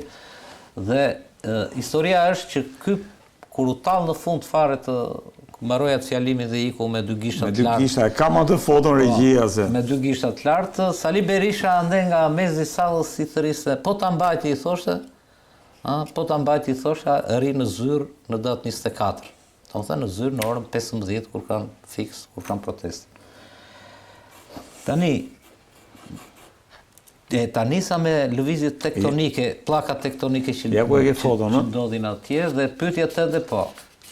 Pyetja tënde ishte, po në faktikisht gishtat e Edi Rama i kanë ngritur që në 91-shin, ka qenë atje me pardesy, bashkë me kokë më kokë, është ajo foto e fashme me Sali Berisha, kështu që ai vdes, ai ka vdekur për të qenë kryetari i PD-s, nuk e përzuri, i doli një diktator më i fort këtej dhe vajti kafshoi këtej nga këta më të butët, nga socialistët. Po si e shikon Poli fatin e opozitës thash? Nuk shikon. Me një narrativ të dyja fatet, dëgjoj, është turp i madh, dëgjoj. Pse ç'pun kanë socialistët me çfarë ka bërë Belinda, çfarë ka bërë Erion Veliaj, çfarë ka bërë Beqaj, dhe ç'pun kanë demokratët se është non grada Sali Berisha në SBA dhe nuk e takon, siç i tha ai në Lezhë tek Ervin Saliani, tha që thon Trumpi, po kur vjen puna këtu se takon asnjë ambasador. Madje unë dua ta shtoj që nuk e takon asnjë faktor politik, as nga Maqedonia e Veriut, as nga Kosova, as nga Malizi. Kryetarin e opozitës që dorëzoi këtë, të cilën e ka lëshuar Trumpi, do ta marrin me kështu rezoluta. Tani kjo është situata, ky është absurdi, kjo është çmenduria këtu në Shqipëri. E kupton? Që këta të dy janë ashtu dhe mbajnë njëri tjetrin me këto lloj retorikash. Dhe mbajnë peng partitë e tyre, njëri është edhe në pushtet, dhe mbajnë peng dhe partitë e tyre, se s'janë non grata demokratët, përkundrazi. Deklarata e fundit e zyrtarëve amerikanë në shkallët e PD-s ka qenë me zipresin të jemi bashkëpunëtor në qeverisje. Apo ai ndihmë sekretarit si në 90-ën. Të jemi krajus si në 90-ën. Po s'kan kaluar shumë. 3-4 vjet kanë kaluar. Apo jo, 2022 ka qenë duket. Tani, çështja është që Berisha ka një hetim intensiv për 21 janari. Dhe është i akuzuar i kryesor, ose i akuzuar s'është, po i pandeuri, ose i denoncuarit, po e themi këtu se s'kan marrë deri tani as procedimi edhe është drejt fundit. Por e kanë vënë re zotin Berisha se do dalë tek mitingu, apo demonstrata e quajnë këta tani. Jo, ajo që është duke sikur para por më shumë unë zotin Berisha e kam parë të shqetësuar për një fraksion që ka gati një vit që është thelluar me shpejtësi, janë pyetur qindra njerëz, qindra biznesmen, shok, miq të familjes, pjesëtar të PD-s, eksponentë të PD-s. Fraksion the? Po fraksion sepse ka nisur si hetim pasuror për zotin Berisha nga çështja partizane, që de facto është hetimit, po. Dhe bëhet fjalë për hetim pasuror, që për të del pastaj te pastrimi i parave etj. Edhe korrupsionin i ka të gjitha brenda, është vepër e rëndë. Dhe këtu e kam parë të shqetësuar zotin Berisha. Po ta vësh re zotin Berisha 1-2 dhe thot ky hetim është politik. Po tha zoti Berisha për një gjë që është politik, dihet se ka informacione që s'janë gjëra të mirë. Po zuri në gojë prokuror që si ka pas zënë më përpara si këtë Fetaun, Milonajn. Jo, po më thua politik. E ke letën që është që po heton këtë dhe ka marrë shumë njerëz në pyetje. duket që s'janë punë të mirë. Por i ktheu pa asnjë lidhje, Lulzim Bashën, me të cilin i mbajti të vetët 3-4 vjetë dhe ka 4-5 ka një javë që kur është marrë kjo punë pjesa e hetimit pasuror, ka rikthyer Lulzim Bashën, ne shpëtuam PD-n nga Basha sepse bënte kështu bënte ashtu. PD-ja që Basha e la me 720.000 vota, ky e ka çuar. Ka çuar, por ka thotë një gjë interesante. Listën thoshte Basha i ka dhënë Escobarit, thot. Basha thot i ka dhënë Escobarin listët e biznesmenëve që financuan sepse është futur në netim në lup financimi i foltoreve dhe i rithemelimit, se nuk kishte vull, nuk kishte lek nga KQZ-ja. Si u financua gjitha i aksione edhe gjithë mediat u vënë në dispozicion. Dhe kjo është në lupë të hetimit. Duket që e ka shqetësuar Berishën, sepse akuzon Bashën dhe Escobarin. Po mirë Basha peng, Escobari i Sorosit, po ajo lista, pse po nga trampistët, nga këta të Trumpit, po pse po të qojtë për para nga këta që janë aty tani. Dhe duke të bërë këtë pasqyrim, unë shikoj një protest të fortë, ose të organizuar me tendenca të dhunshme. Sepse është e vetmja kartë, nuk e di sa munden. Nuk e di sa munden. Berisha vetë është kujdesur, sepse ne e dim që pas 7 dhjetorit që doli një nga pikat kryesore të ligjit për Ballkanin Perëndimor, për aktit të mbrojtjes kombëtare, që është pjesa e Ballkanit gati 3.000 faqe dhe është dhe pjesa e Shqipërisë për Ballkanin Perëndimor, pika e parë ka dhe korrupsionin dhe saksionet dhe kështu. Pika e parë është destabilizimi. Domethënë, dhe unë e kam vërejë që Berisha kujdeset që të thotë ne jemi edhe kur ka presion në përfoltore, ne jemi të paqes, ne jemi të kësaj.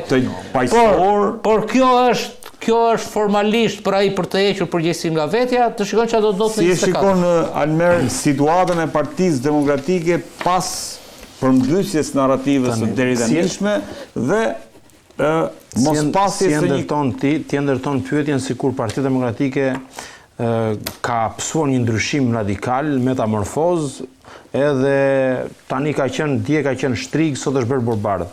Partia Demokratike ka qenë ajo që është, nuk ka ndryshuar asgjë, është një forcë politike që rri aty dhe vegjeton, bën lek duke qenë opozit. Ky është shkurt, por çfarë po ndodh brenda Partisë Demokratike me këto protesta? Pse?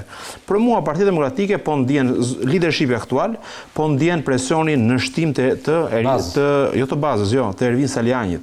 E shikon që Ervin Saliani sa vjen dhe i mbush sallat, dhe këta të kushtëzohen nga lëvizjet që bën Ervin Saliani dhe shkojnë bëjnë protesta në rrugë. Për të thënë Ervin Saliani, shikon ata që të mbështesin ty janë mbështetësit tanë. Pra ne kemi Sheshin, ne kemi Shumicën dhe Tiranë bëjmë protesta. Nuk janë protesta dhe Partisë Demokratike kundër Edi Ramës. Nuk janë përballuar. Nuk kanë shans më fare. Do të thënë lodhin kotat që po i sillin nga rrethet. Po, koha ka treguar që vinë 2 orë, Hana i Paçi atje në Maminas dhe kthehen në Tiranë për flasën në gjuhën popullore. Por fakti që Partia Demokratike nuk ka bërë një aksion mirëfill politik, një aksion i cili është që nis me veten, me reformimin, me ndryshimin, që nis me kuptimin e gabimeve, cilat kauz ka një gjë, duhet dish sepse Poli përmend destabilitetin, nuk kanë mender as kush të destabilizojë Shqipërinë në një moment ku ne në Ballkanin nuk ka të drejtë PD-ja ta bëj të dhunshme këtë protestë. Por çfarë duhet partia më mirë ku edhe faktori ndërkombëtar, cili faktor ndërkombëtar? Kjo intereson Ramës, protesta e dhunshme për njerëz të sotme. Jo fare, të gjithë. Shikoj, sa herë Edi Rama është në një moment krize, në marrëdhënie të ngrira me faktorin ndërkombëtar, i nxit, i lëshon Partinë Demokratike, lëshon këta mashtruesit e vegjël, se çdo javë bëjnë protestë, por i thënë atyre, o më zgjidhni mua ose zgjidhni këta, i shive kush janë ata. Pra për t'i treguar diferencën midis atyre dhe çfarë thon këta, sa të sillim ne Sali Berishën me shok, pushtet dhe ata të tjerët, më mirë mbajmë Ramës që na zgjidh sa halle ky. Destabilitetin e mbran. Aktualisht Edi Rama ta thash është njëri me shumë fat. Dhe ka aq fat të madh sa herë pas here ka pas momente vështira, njëri ka ardhur në ndim tërmeti, njëri për mbytyet, njëri ka ardhur në ndim pandemia, këtë herë po i vjen ndim lvizjet që po bën Trumpi dhe po shpëton. Po shpëton sepse ka qenë në momente më delikate për pushtetin e vet. Dakor, pra, po flasim që me ndërkombëtarët po i qartëson gjërat. Tani kjo opozit për sa kohë del në shesh, edhe nuk ka një motiv të qartë. Motivi është Cili është motivi? Tik Rama. Cili është motivi? Balluku, qeveri teknike. Domthonë me rënien e Ballukut kërkojnë qeveri teknike dhe zgjedhjet parakoshme. Ata mund kërkojnë që edhe hëna dhe dielli të ndriçojnë më shumë Partinë Demokratike se sa Partinë Socialiste. Problemi është që ata, disi është kjo, është një kohë kur në stilin e verës, kur shtohet thatësira, njerëzit ngrenë durët nga qielli dhe i luten Zotit për ujë. Problemi është që këta s'po bëjnë as dua, as lutje. Pra këta kërkojnë që të bjerë shiu të baçë atyre pa ngritur duart nga qielli. Pra aktualisht këta nuk po bëjnë punën e dur, nuk janë serioz, nuk janë vendosur. Zotri, qëllimi kryesor i protestave të Partisë Demokratike është për të treguar që kanë mbështetje brenda PD-s më shumë se Ervin Saliani. Se as kishin ndërmend të bënin lëvizje, as kishin ndërmend të bënin takime. Del Ervin Saliani, dalin këta. Në fakt, tani kush ka më shumë? Do të kuptojnë një gjë. Unë me qa nuhas, me qa kuptoj, unë di them që Partinë Demokratike e pret një stinë e vështirë, një stinë për plasjesh, e pret një debat më i fort se që ndodhi me Lulin. Do ketë një përplasje më të ashpër se që do ndodhin tani. Kjo do ndodhi në moment procesin zgjedhor, edhe pas procesin zgjedhor në prill. Pra, nuk ka lidhje, unë po flas se çfarë do ndodh me të ardhmen me Partinë Demokratike. E presin ditë të vështira Partinë Demokratike, zotri, sepse Ervin Saliani nuk të riqet nga betejë e vet. Ervin Saliani konkuron dot me mua, tha. Ja pra, shiko, me zor do futet Ervini atje. Si që donte Sali Berisha të fute me zor tek Unë do të them që kuvendin që bëri Sali Berisha në 11 dhjetor 2021 mund ta bëjë Ervin Saliani. Dhe këtë nuk e përjashtoj si mundësi. Nuk përjashtoj si mundësi që Ervin Saliani të mbledhi firmat e delegatëve siç mblodhi Berisha. Pra unë do shkoj, sepse nuk ka rrugë tjetër. Unë di që Berisha s'po i ndodh karma. Unë di që Ervin Saliani ka mbështetjen amerikanëve në këtë lëvizje që po bën. Pra unë e shoh një proces të pandalshëm të Ervin Saliani dhe ditë vështirë për Partinë Demokratike. Si do ta menaxhojnë këta? Për Berishën apo për PD-n? Or vlla, nuk është Berisha, është fati PD-s, është fati opozitës. Se nuk po diskutojmë partinë e Arlit Qorrit. Po të kuptojmë pro apo kundra lëvizjes së Salianit. Zotri, unë di të them që Partia Demokratike do përjetoj ditë të vështira. Ervin Saliani po tregon që ka mbështetje brenda demokratëve dhe moshën e re, brezin e ri. Ditë po shikojnë në përfoltoret e Berishës që po ja thon larg doktor X sepse na mërzite. Pra, jemi në një situatë që demokratët nuk po adhurojnë më leadershipin e Partisë Demokratike. Prandaj shoh të gjitha skenarët e mundshëm që Partinë Demokratike e shoh fatkeqen të ardhmen e vet. Nuk shoh një Parti Demokratike që ka një objektiv dhe vizion të qartë për të ardhmen e vet. Nuk janë kuturu, janë ajër gjithë. Presin nga momenti në moment që të bjeri në një tull ke koka e Tiranës, që kjo tulla të rrëzojnë tokë e Tiranës, që këta të vinë të kapërcejnë dhe të marrin pushtetin. Nuk kanë asgjë.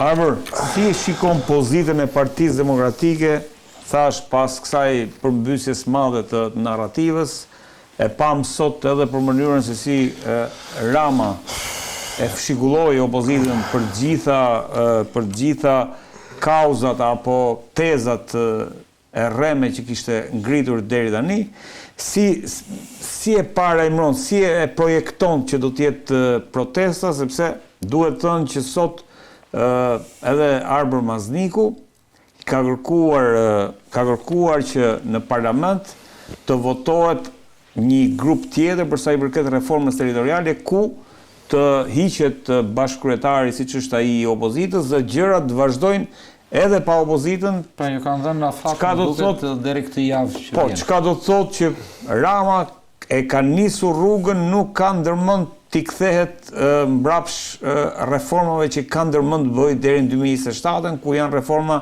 të rëndësishme kushtetuese, sigurisht.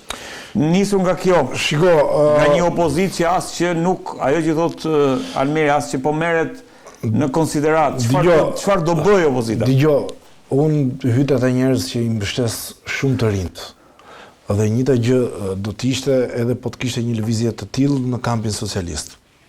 Pra, që të jemi koshient. Gjithmonë kam qenë pro të rinjve aq më tepër në një moment si ky. Partia Demokratike ka shumë nevojë për të rigjeneruar. Partia Demokratike ka shumë nevojë për të ndryshuar. Partia Demokratike ka shumë nevojë për të mos qenë më ajo që është. Që do thotë rezultatet flasin qartazi. Dhe Zoti thon ka folur me shifra për herë të parë. Pra imagjinoni ju se si flasin shifrat për Partinë Demokratike. Është një parti humbse. Ka humbur 4 palë zgjedhje, me gjithë zgjedhjet lokale janë 10 palë zgjedhje. Tani e ka fajin ky, e ka fajin ai, e ka fajin ky, e ka fajin ai. Po vetë ata kanë ndonjë faj? A ka ndonjë përgjegjësi leadershipi aktual? Luzim Basha zotëri dha dorëheqjen, mirë keq se kritikoj Luzim Bashën. Po mirë keq ka dhënë dorëheqjen sepse ishin zgjedhjet e Rogozhinës. Vora, dha dorëheqjen për Vorën dhe për Rogozhinën. Ndërsa zoti Berisha ka humbur zgjedhjet e 4-ta zgjedhje parlamentare me një rezultat katastrofal, ku sondazhet kishin një vitresh që nxirrin humbse nga fillimi deri në fund. Pra, çfarë do thotë kjo? Është nevojë urgjente për të ndryshuar. Është nevojë urgjente për patur një leadership të ri. Tani lëvizja Saliani shikoj aspekte pozitive.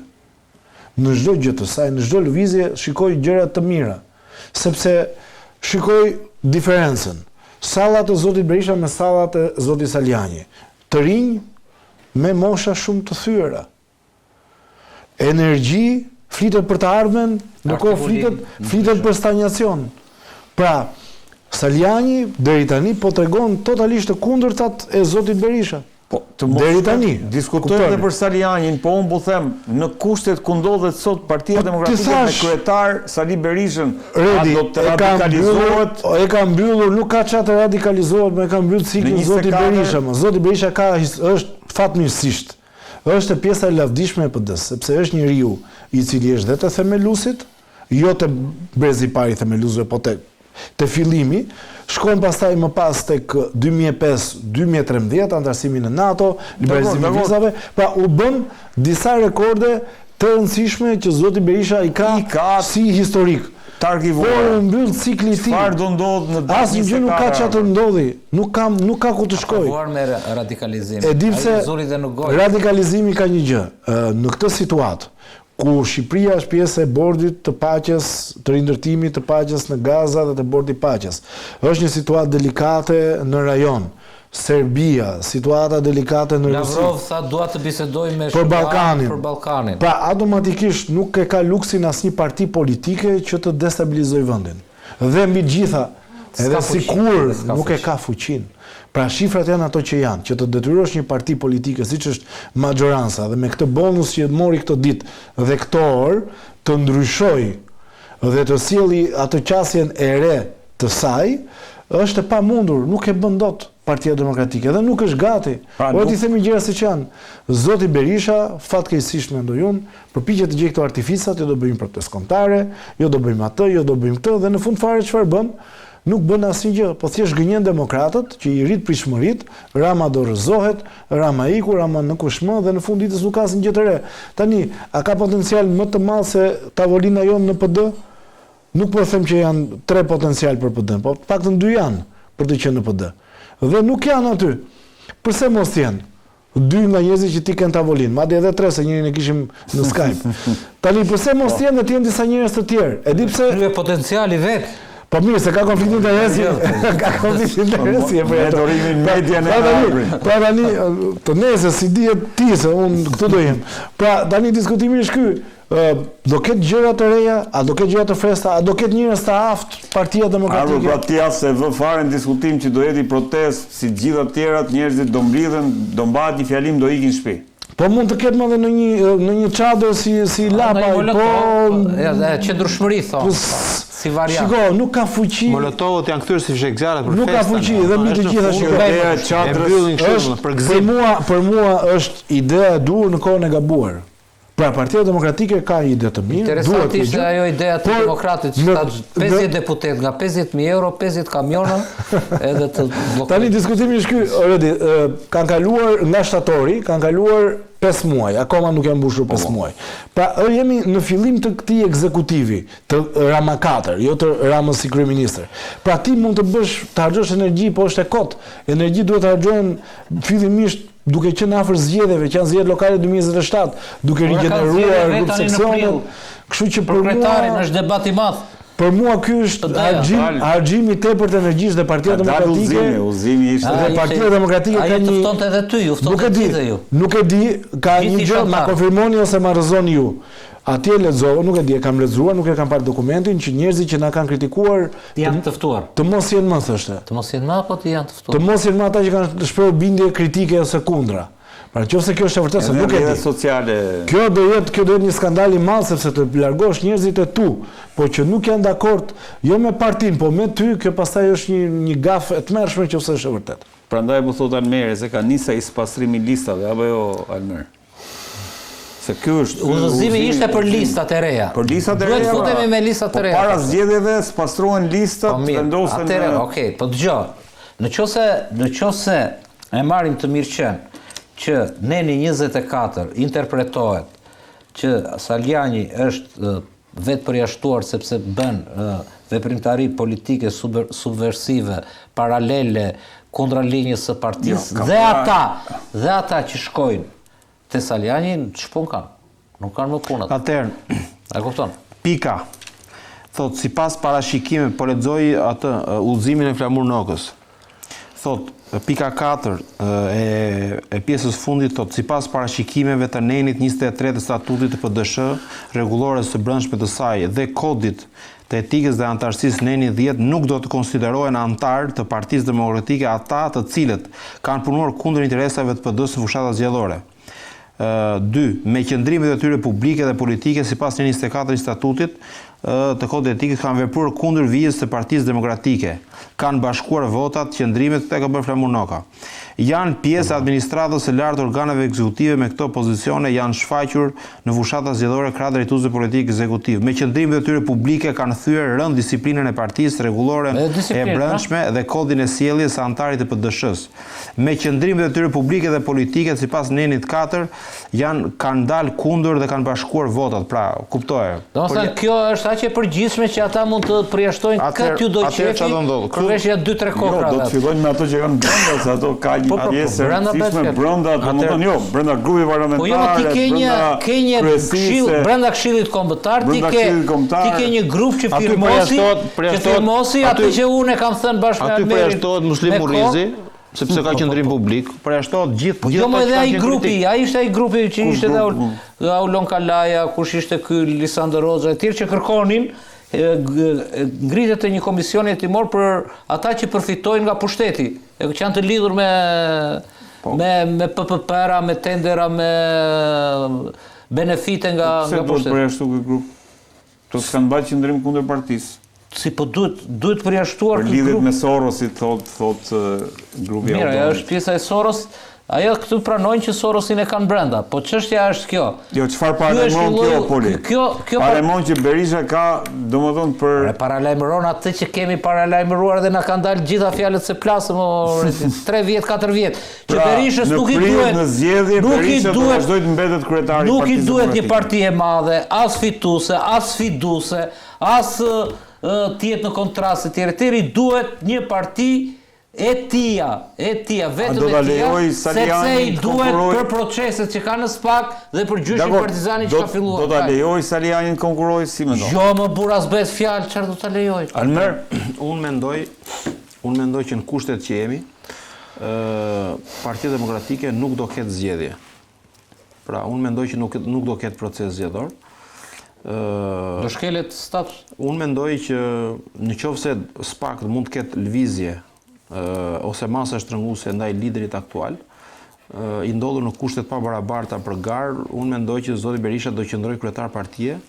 Për shkak kushteve, se vendos fushat. Po, për shkak nuk mendoj që do ketë garë. Fakti që unë besoj që nëse do ketë garë, Sali Berisha nuk do ta ketë garën e lehtë përballë Ervin Salianit. Dhe unë mendoj që Ervin Saliani do jetë në garë. Po ma beso pra, unë kam informacione, kam dhe bindje që Ervin Saliani do jetë në garë. Dhe nuk mund ta përjashtojnë dot. Nuk kanë arsye ta përjashtojnë dot. Sepse ata mund ngrenë çdo lloj alibie, mund ngrenë çdo lloj arsyetimi. Me Bajrat, 2 me Bençimi. Po mund të ngrenë çdo lloj alibie tash. Me Pierindreu, 4 mund të ngrenë. Unë di them një gjë që në qoftë se do ndodh garë, fakti që këta kanë nxjerrë këto nenet përjashtuese, ata do të ndodhë si rasti fenomenit Basha Oldashi, ku njerëzit e Skol Oldashit u përjashtuan nga lista dhe nuk votuan përballë Lulzim Bashës. Dhe këtu mund të ketë sepse ai udhëzimi thotë se është shoqëruar bashkë me listat, thotë që juve nëse pretendoni që këta nuk banojnë, i krifni listat dhe na ktheni neve kush janë besnikët tanë. Pra ka shumë në këtë ky është koncepti i gjithë kësaj. Kjo ka ndodhur gjithmonë para zgjedhjeve. Na tregon kush janë ata, kush janë këta armiqtë dhe mbështetësit e Salianit, i veni vizën mos jenë fare ditën e votimit. Se nuk ka ndonjë rëndësi të kritikosh, të kresh listat në këto momente një muaj para. Ka ndonjë figurë tjetër që apo ka maqo lakror sa duash? Ndonjë figurë tjetër që mund të dalë. Shikoj çfarë ndodh. Përballë zotit Berisha. Unë mendoj që edhe zoti Berisha nëse e merr mandatin, do ta ketë vështirë për ta çuar deri në fund. Pra, unë po e shikoj Partinë Demokratike në një lëvizje të fortë që do ketë mbështetje dhe ndikim amerikan. Nuk po flas për një Parti Demokratike që Ervin Saliani është individ. Për Ervin Salianin, Sali Berisha qëndron 100 vjet. Po për Ervin Salianin me amerikanët, zoti Berisha do ketë punët e vështira. Këtë lexoj unë situatën, do të thënë. Kjo është pak a shumë realitet. Salianist, po marr rezultat nuk ka lidhje Salianist. Unë ditë them të gjë. Tani unë këto që them, gjithmonë i mas me kohën. Koha e vërtet. Shofi. Falenderoj Arbor, se kishe koment se një fjalë të shkurtër. Një fjalë të shkurtër, unë mendoj një gjë. Vërtet Saliani ka të vështirë me zotin Berisha aty, por kështu e ka pasur zoti Rama në vitin 2002 kur filloi ringjitjen e tij për të marrë Partinë Socialiste. Nëse zoti Saliani beson. Ai ka bler Partinë Socialiste. Nëse zoti Saliani beson. Nëse Ervin Saliani krijon ekipin e duhur, se është e rëndësishme ekipi i duhur, asgjë nuk është e pamundur.